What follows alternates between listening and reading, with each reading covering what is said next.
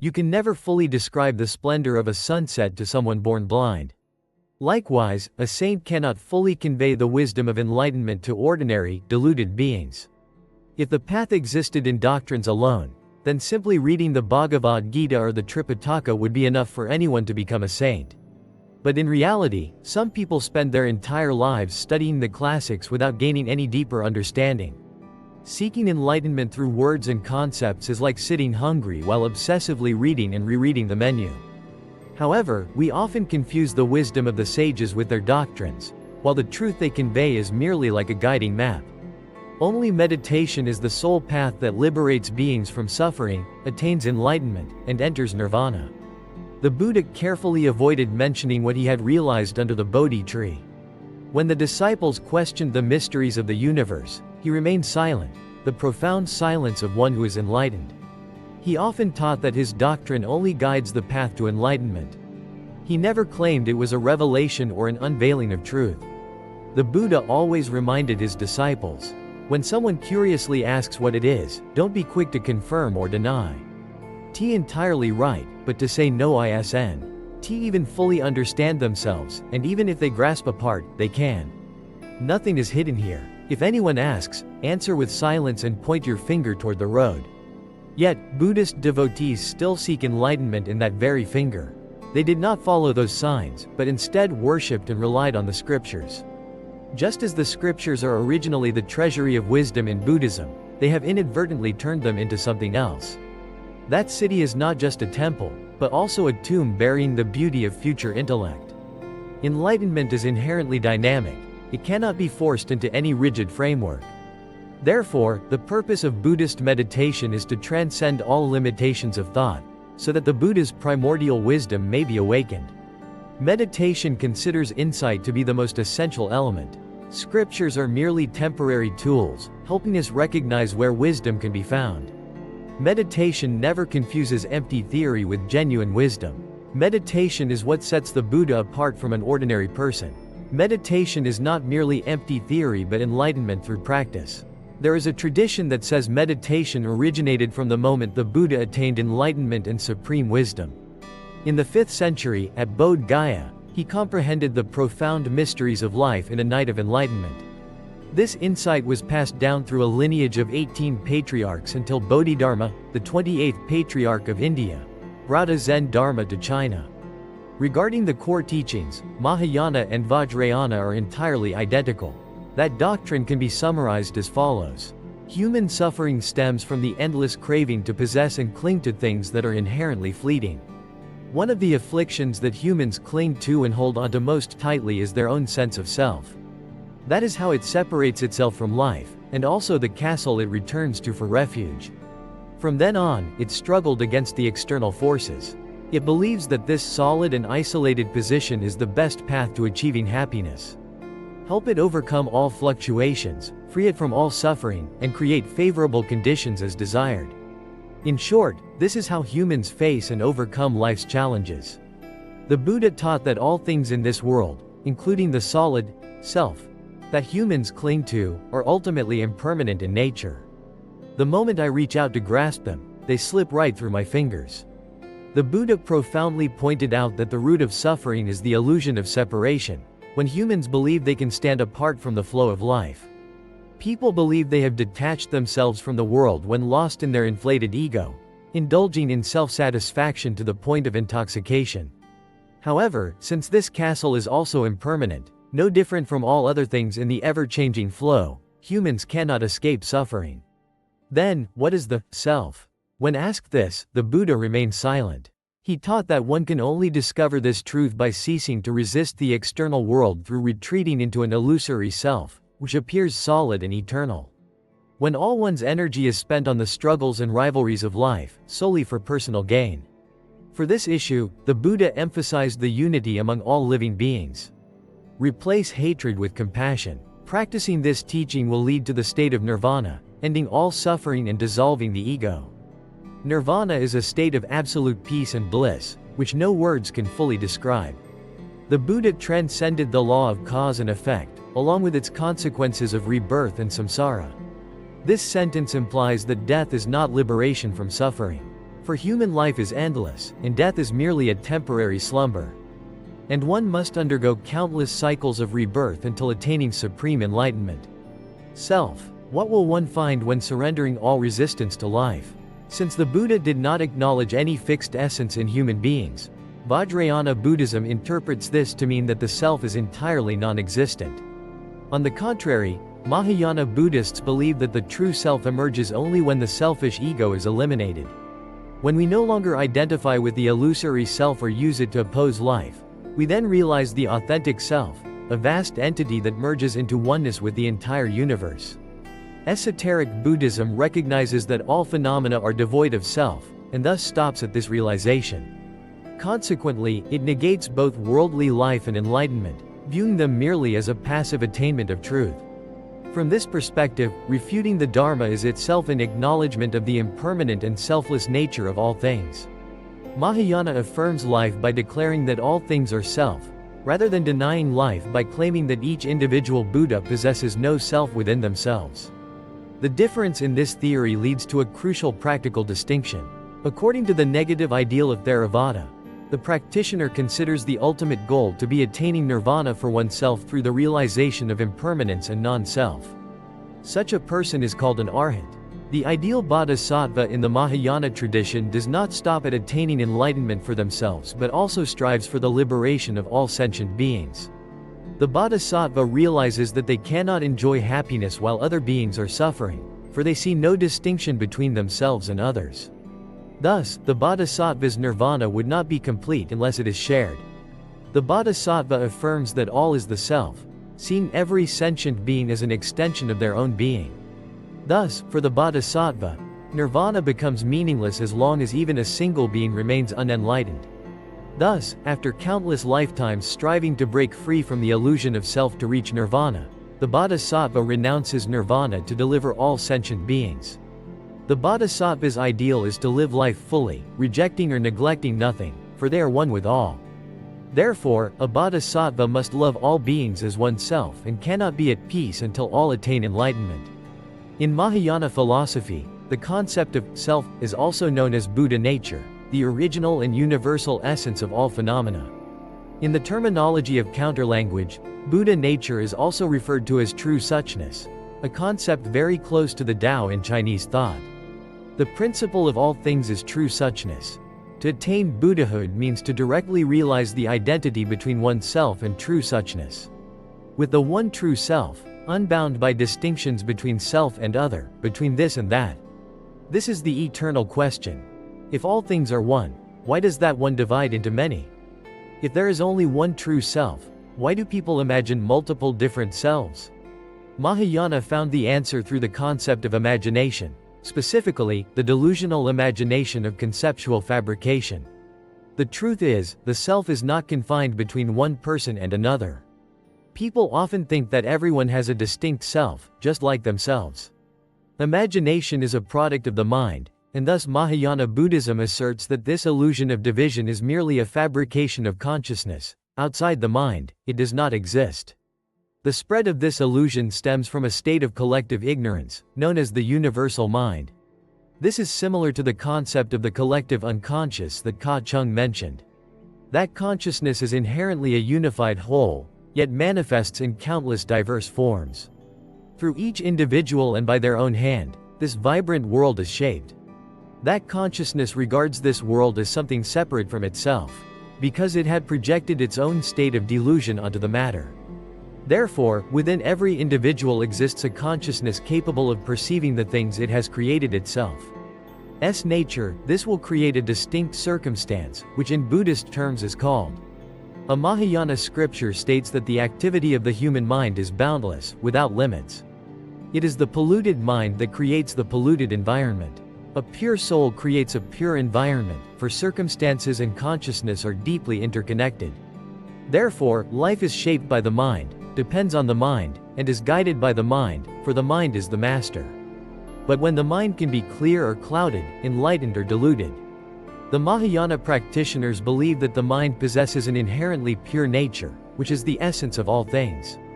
Because the mind initially remains in a state of ignorance, unable to recognize itself, it cannot comprehend its true nature, which is inherently material. To truly understand and perceive oneself, the mind gives birth to images and objects.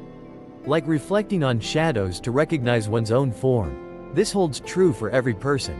The outer world, with its myriad forms and all existing things, is a mirror reflecting the consciousness of each individual.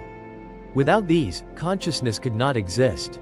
The outer world in each person's eyes reflects their own consciousness. As their mind is, so they perceive life. Humans seek liberation from the external world, mistakenly believing that happiness can be attained by possessing vain things. But you will never find happiness in vain things if you cannot find joy within your own soul. Since the mind has created those images, just as the universal mind has constructed a world with countless separate, isolated selves in imagination. Finally, one suddenly realizes that the outer world is merely a mirror reflecting the reality within the soul. Humans realize that everything they perceive in the external world has already existed within their own consciousness. Because external circumstances reflect the mind, this is the first step toward enlightenment. At that moment, it had no choice but to turn inward to seek its true nature. And when delving deep into the very core of consciousness, we discover that the essence of the mind is none other than Buddha nature. In an instant, all things transform, for everything is mind, and the nature of mind is Buddha nature. When the mind awakens to Buddha nature, it perceives Buddha nature present in all things and phenomena. That is the highest achievement of a bodhisattva. This theory seems to contain a paradox when it suggests that the one, existing in a state of ignorance, divided itself into many parts to attain self-awareness. And then the many suffer because they fail to realize that, in essence, they are but one. So ultimately, nirvana is not any specific kind of happiness, but merely another aspect of the same ignorance. Nirvana exists right here, right now, amidst the cycle of life and death. Everything depends on the inner experience of each individual. The wise perceive nirvana in the simplest things of life. The fool spends all day discussing nirvana, seeing it as something too distant and unattainable. Songs, the flowers. What is a thing? The essence of money is to eliminate all intellectual deliberation, along with humans and their conventional moral standards. The elders often pose thorny questions that leave their counterparts at a loss for words. They mocked metaphysical reasoning, overturning orthodox philosophy and rendering it absurd. An ancient Zen master once said that nirvana and enlightenment are merely like dry wooden stakes to tether one's donkey. The 12 canons are a list naming the types of demons, a kind of paper used to wipe the dirt off one's skin. 14 unconscious forces drift like phantoms among the desolate graves of their own making. What does any of this have to do with your liberation? Zen was introduced to China by Bodhidharma, the first patriarch.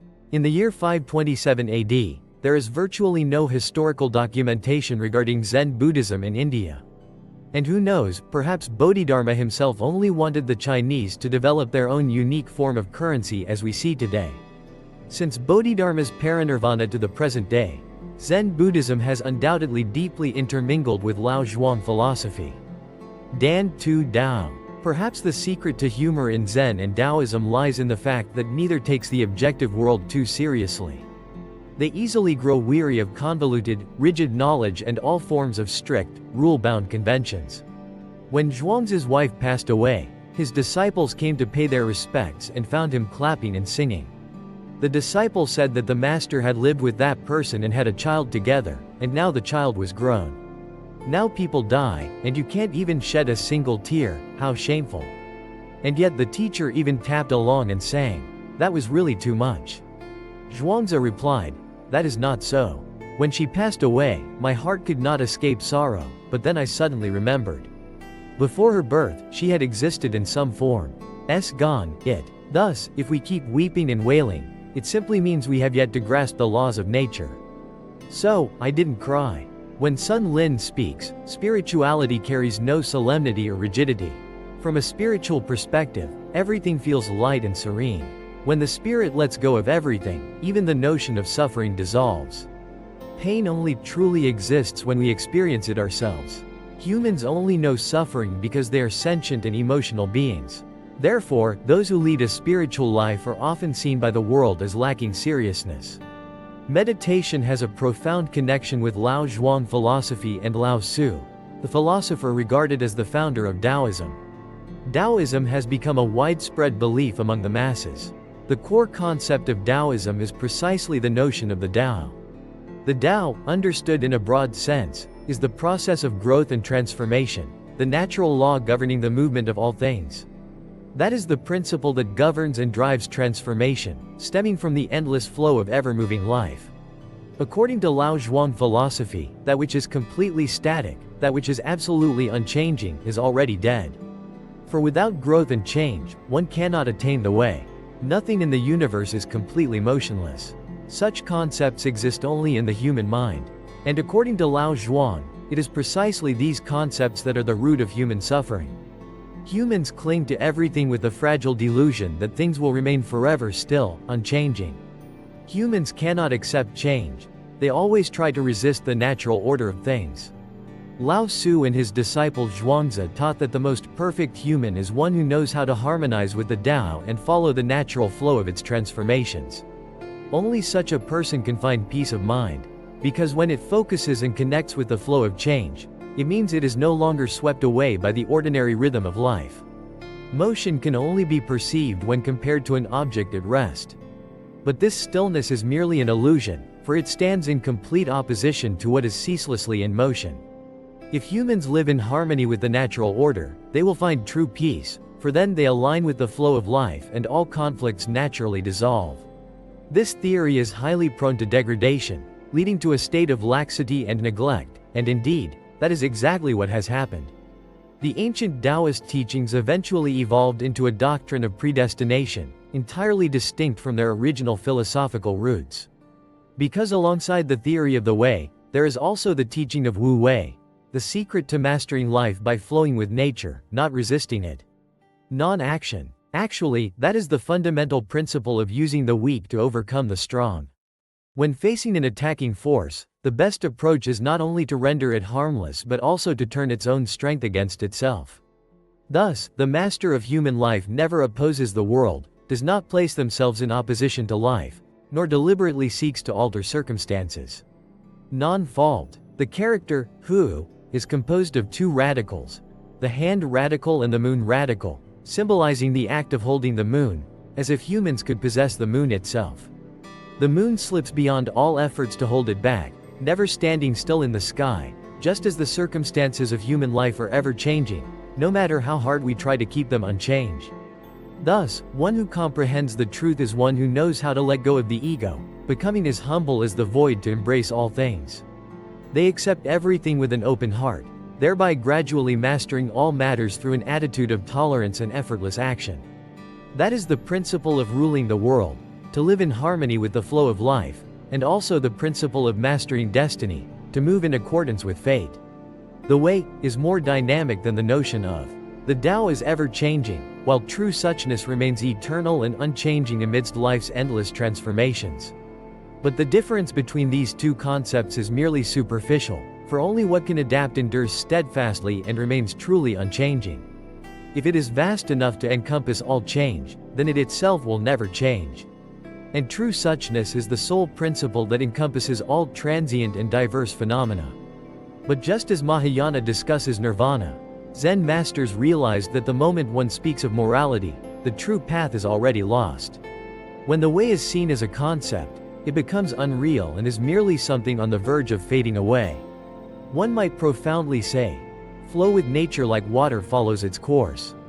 But when we speak of transformation, it means we have not yet truly attained that state, which is why Zen masters always guide people toward genuine transformation. So it can be said that meditation has given new life to the old farmer, if only people would pause to reflect and contemplate, even for a moment.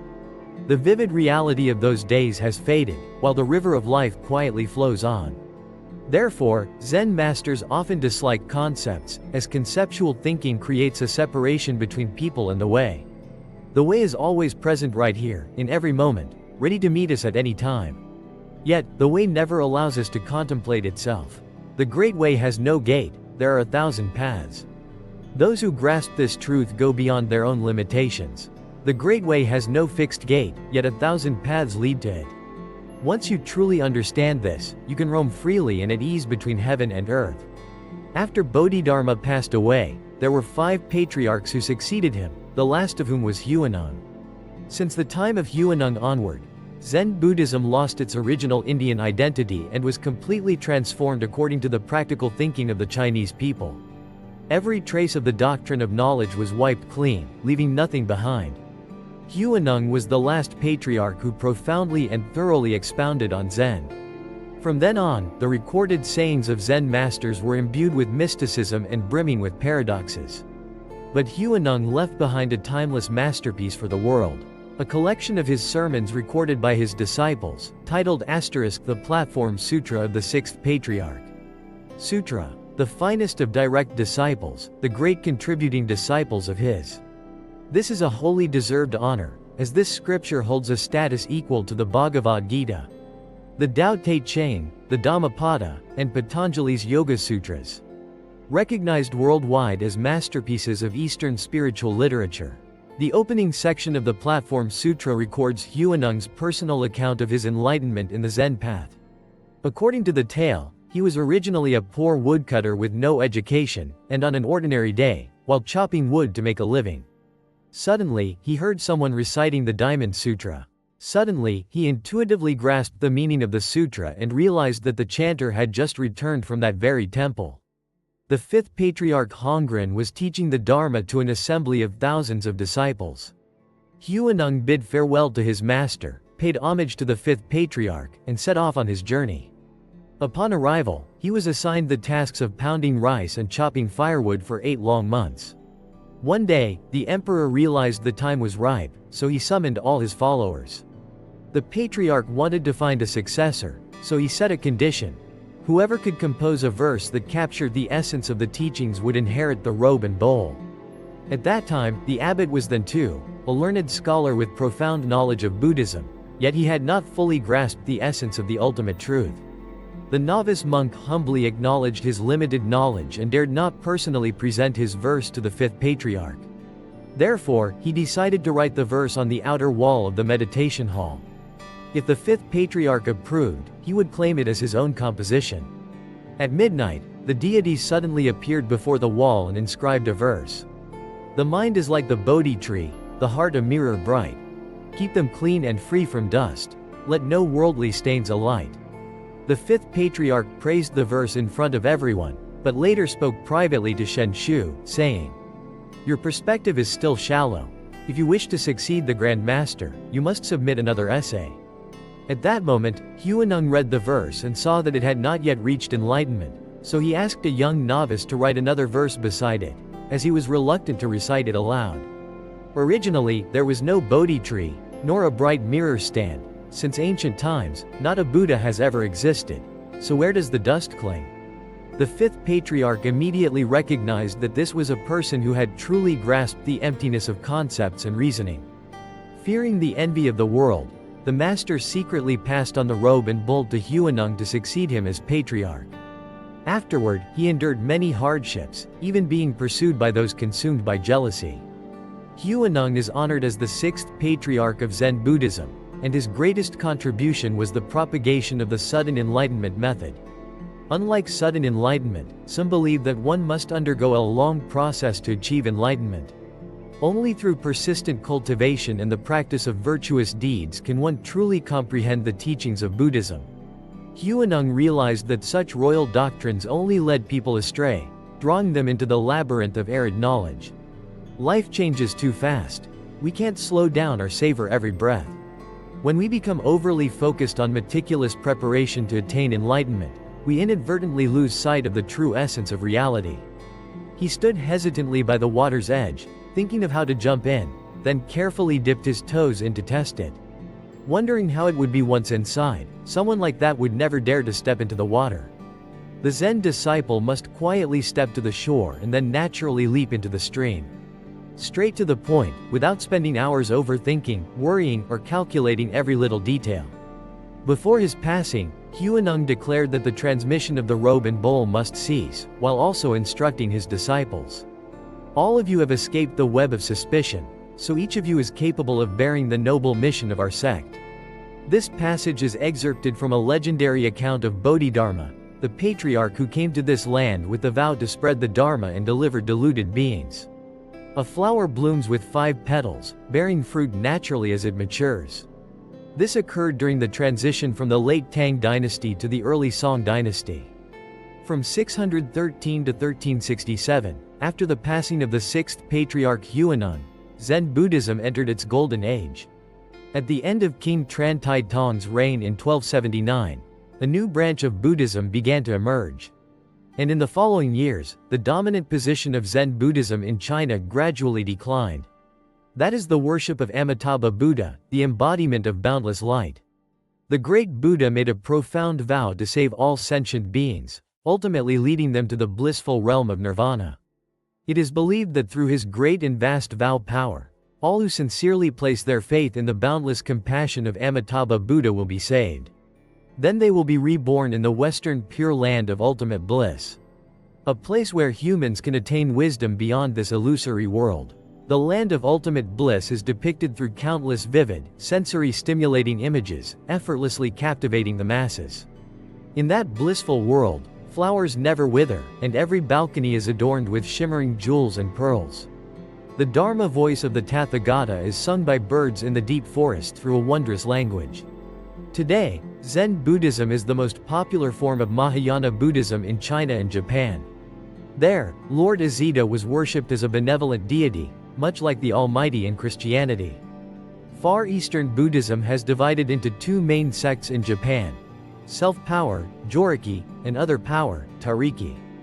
It means one school relies solely on personal effort to attain liberation, while the other depends on the compassion of the Bodhisattva. Zen belongs to the first lineage, but as Chinese culture gradually lost its inner strength. Zen was introduced to the young civilization of Japan in 1191, thanks to the efforts of Zen master Eisai. Here, Zen is not only the religion of the warrior class but also profoundly influences the national culture, even more strongly than in China. To this day, Zen still plays a pivotal role in the spiritual life of the Japanese intellectual class. Many entrepreneurs and professionals still maintain the habit of visiting Sin-Hot Pagoda for several weeks to consult with the monks, seeking to recharge their energy before returning to their daily work.